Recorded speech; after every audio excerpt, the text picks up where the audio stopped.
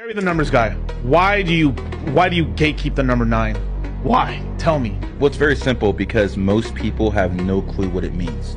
Every single numerologist I ever read in my life, or every website, every book, always said 9 is the number of humanitarian. If that's true, is Joseph Stalin a fucking humanitarian who put 50 million people in the crowd? Is Heinrich Himmler, the guy who ran the SS, a 9 light path, is he a humanitarian? So here's the thing, of all the numbers, the basics, the numerologists have all the basics right about every single number except one, 9. So here's what's gonna happen. You've seen what happened with the 28. Yeah. You've seen what happened. So I released that information a decade ago. Now it's all over.